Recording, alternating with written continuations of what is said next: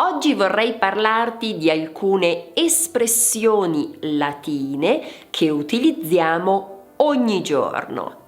Sì, hai capito bene, anche se il latino non si parla più, ci sono delle parole o espressioni che fanno parte del vocabolario quotidiano italiano. Vuoi scoprire quali sono? Allora cominciamo! Ciao, io sono Eli e aiuto gli studenti di italiano a parlare in modo sicuro e fluente.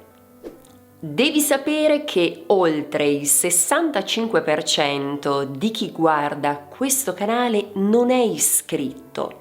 Io vorrei abbassare questa percentuale.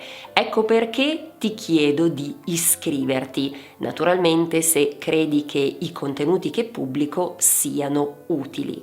Questo mi aiuterà moltissimo, mi permetterà di continuare a pubblicare contenuti gratuiti di qualità. Grazie mille per la collaborazione ed ora cominciamo. La prima espressione è ad hoc e significa creato con uno scopo specifico.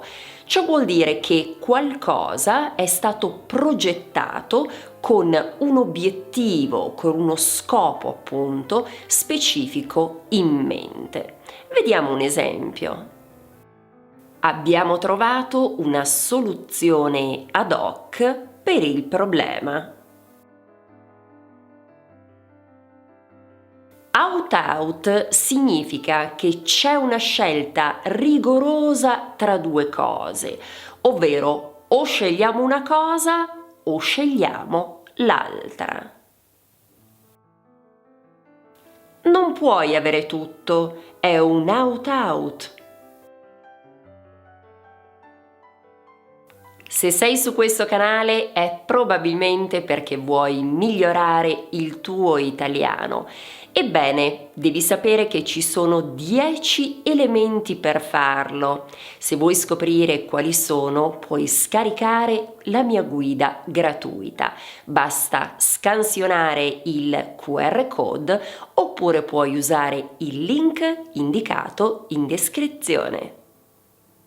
La terza espressione ci ricorda che i gusti sono soggettivi, quindi quando non capiamo per quale ragione a qualcuno piaccia qualcosa, possiamo dire de gustibus. Non capisco come ti possa piacere quel film, ma de gustibus.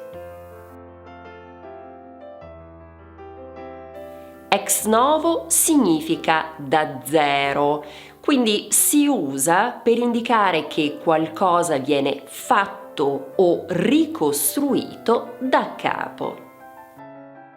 Abbiamo rifatto il sito web ex novo. Il factotum è una persona che fa di tutto. È il nostro punto di riferimento per tutte le attività. In ufficio sono il factotum, faccio di tutto. E chissà se sei un amante dell'opera.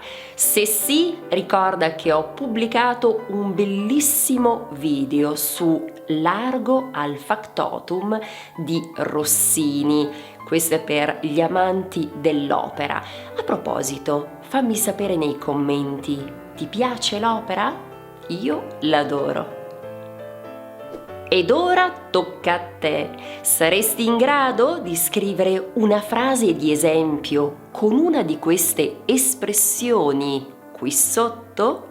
E se sei arrivato o arrivata fino a qui, ti chiedo di scrivere lampadina qui sotto. Fino ad ora abbiamo visto 5 espressioni utilissime, ma ce ne sono delle altre. Continuiamo quindi con la numero 6 e per farlo basta cliccare qui.